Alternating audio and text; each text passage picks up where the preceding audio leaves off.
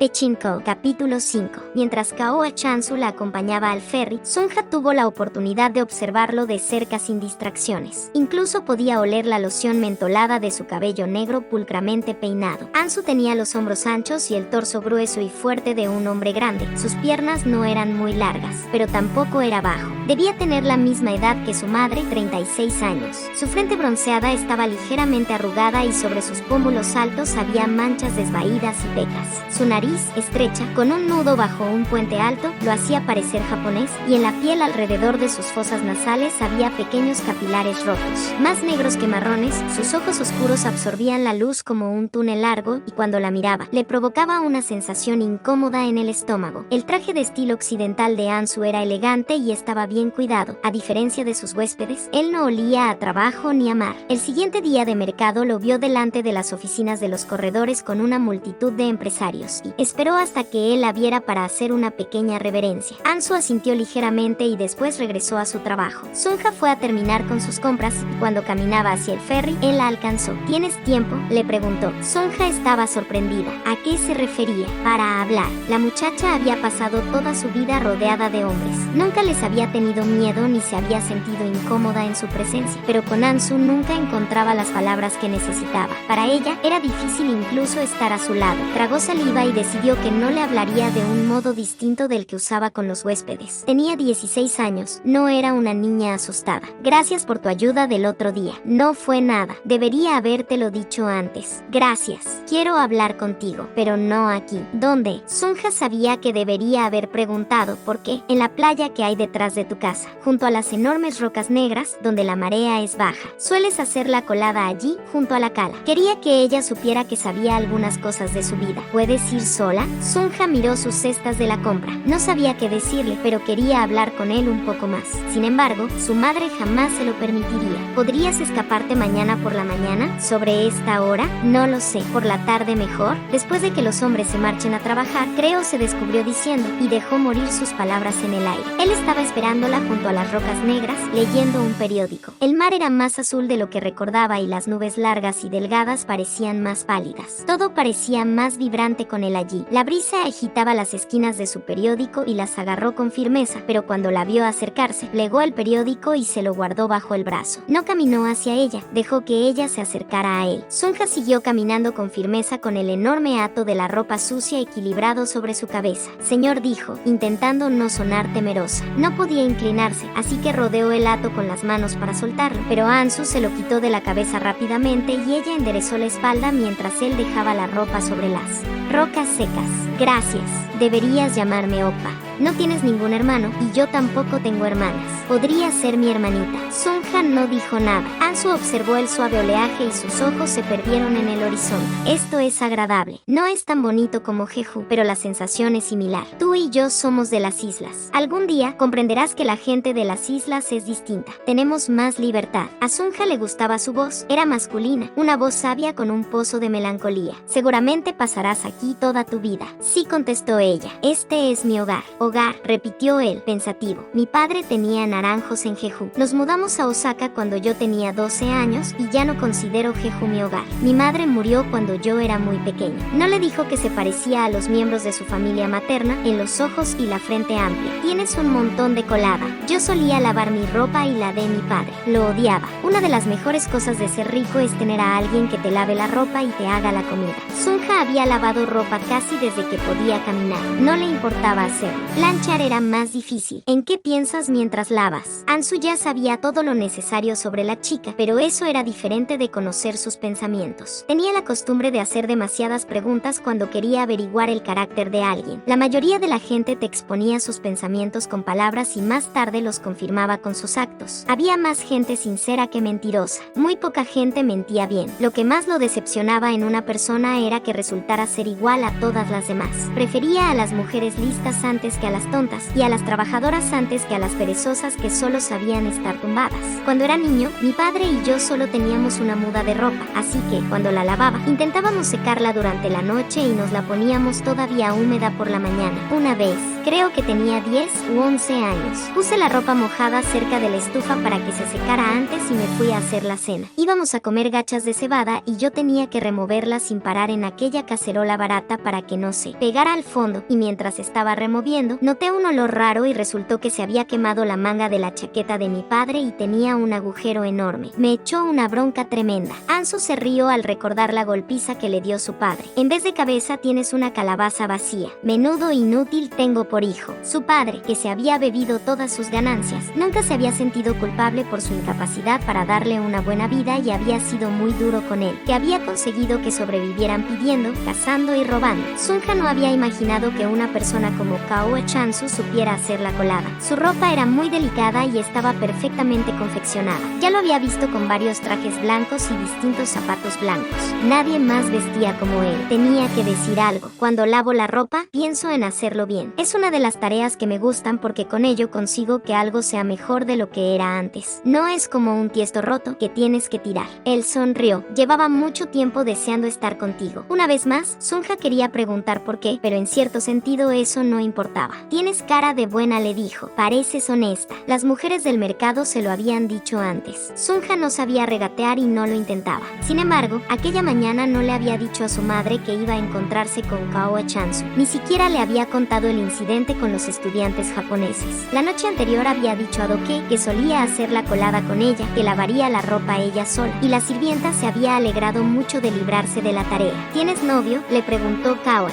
Sunja se ruborizó. No, el hombre sonrió. Tienes casi 17 años. Yo tengo 34. Es exactamente el doble. Voy a ser tu hermano mayor y tu amigo. ¿Te gustaría? Sunja lo miró fijamente a los ojos negros, pensando que nunca antes había deseado nada con más fuerza excepto cuando quiso que su padre se recuperara de su enfermedad. No pasaba un solo día en el que no pensara en su padre u oyera su voz en su cabeza. ¿Cuándo haces la colada? Cada 3 días. ¿A esta hora? Ella asintió. Suspiró profundamente con los pulmones y el corazón llenos de anticipación y sorpresa. Siempre le había encantado aquella playa, la interminable extensión de agua azul y verde pálido, los diminutos guijarros blancos rodeando las rocas negras entre el agua y la tierra pedregosa. El silencio la hacía sentirse segura y satisfecha. Casi nadie iba allí nunca, pero ya no volvería a ver aquel lugar del mismo modo. Ansu recogió una piedra suave y plana que había junto a su pie, negra con finas estriaciones grises. Sacó de su bolsillo un trozo de la tiza blanca que usaba para marcar las cajas de pescado y dibujó una X en ella. Se agachó y buscó en las enormes rocas que los rodeaban hasta encontrar una grieta en una roca que tenía la altura de un banco. Si tengo que regresar al trabajo antes de que tú hayas llegado,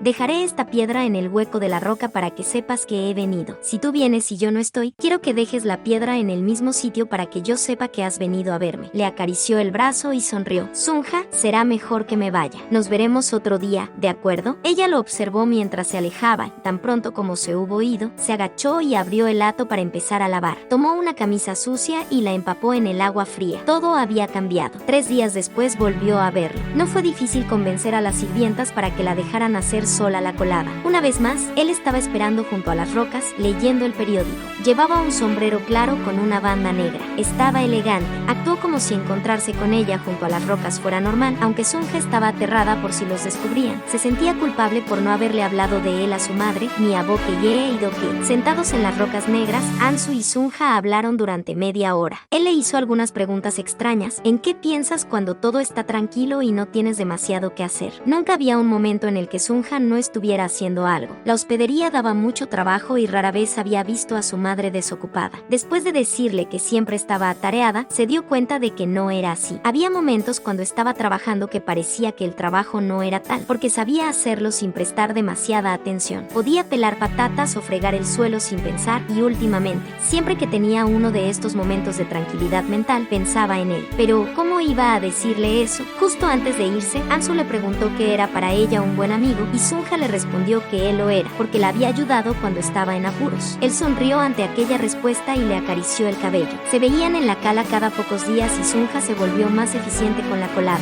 y el resto de tareas de casa para que nadie notara el tiempo que pasaba en la playa o el mercado. Antes de cruzar el umbral de la puerta de la cocina para marcharse al al mercado o a la playa. Sunja comprobaba su reflejo en la tapadera de metal pulido de la olla y se arreglaba la trenza que se había hecho. Aquella mañana no tenía ni idea de cómo arreglarse para resultar encantadora o atractiva para un hombre, y menos uno tan importante como Kao Chansu, así que se esforzaba por estar al menos aseada y bien peinada. Cuanto más lo veía, más fuerte se hacía su imagen en su mente. Sus historias le llenaban la cabeza de gente y lugares que nunca antes había imaginado. Él vivía en Osaka, una enorme ciudad portuaria de Japón donde decía que podías conseguir cualquier cosa con dinero y donde casi todas las casas tenían luz eléctrica y estufas para mantener el calor en invierno. Decía que Tokio era mucho más bullicioso que Seúl, que tenía más gente, tiendas, restaurantes y teatros. Había estado en Manchuria y Pyongyang. Le describió cada uno de esos lugares y le aseguró que un día iría con él a aquellos sitios, pero ella no entendía cómo sería posible. No protestaba porque le gustaba la idea de viajar con él, la idea de estar con él más allá de los pocos minutos que pasaban en la cala. De sus viajes le traía caramelos de hermosos colores y galletas dulces. Ansu desenvolvía los caramelos y se los metía en la boca como una madre alimentando a su hija. Ella nunca había probado golosinas tan dulces y deliciosas. Caramelos rosas importados de América, galletas de mantequilla de Inglaterra. Sunja tenía cuidado de tirar los envoltorios fuera de casa porque no quería que su madre se enterara. La chica estaba cautivada por sus palabras y sus experiencias, que eran mucho más extraordinarias que las aventuras de los pescadores u obreros que habían llegado de lugares lejanos. Pero había algo incluso más novedoso y poderoso en su relación con Ansu, algo que nunca había esperado. Hasta que lo conoció, Sunja nunca había hablado a nadie de su vida, de las costumbres curiosas de los huéspedes, de sus conversaciones con las sirvientas que trabajaban para su madre, de sus recuerdos de su padre y sus asuntos privados. Ahora tenía a alguien a quien preguntar sobre cómo funcionaban las cosas fuera de Jeongdo y Busan. Ansu estaba ansioso por oír cómo le había ido el día. Quería saber incluso qué soñaba. De vez en cuando ella no sabía cómo ocuparse de algo o de alguien, él le decía qué debía hacer, pues tenía ideas excelentes sobre cómo resolver problemas. Nunca hablaban de la madre de Sunja. Era extraño verlo haciendo negocios en el mercado porque cuando estaba con ella parecía otra persona. Era su amigo, su hermano mayor, el que le quitaba el hato de la colada de la cabeza cuando se acercaba a él. Con cuánta elegancia lo llevas, le decía, admirando lo firme y fuerte que era su cuello. Una vez le rozó la nuca ligeramente con sus manos recias y ella se sobresaltó, sorprendida ante aquella sensación. Quería verlo a todas horas. ¿Con quién más hablaría? ¿A quién más haría preguntas? ¿Qué hacía por las noches cuando ella estaba en casa atendiendo a los huéspedes, limpiando las mesas del comedor o durmiendo junto a su madre? Le parecía imposible preguntarle, así que se guardaba esas dudas. Se vieron así durante 3 meses, acostumbrándose a la compañía del otro. Cuando llegó el otoño hacía frío junto al mar, pero Sunja apenas notaba el aire gélido. A principios de septiembre llovió durante 5 días seguidos y cuando por fin aclaró, Yang-jin pidió a Sunja que fuera al bosque de Taejongdae a recoger setas. A Sunja le gustaba hacerlo y se alegró de poder contar a Ansu aquel día que iba a hacer algo distinto a sus tareas habituales.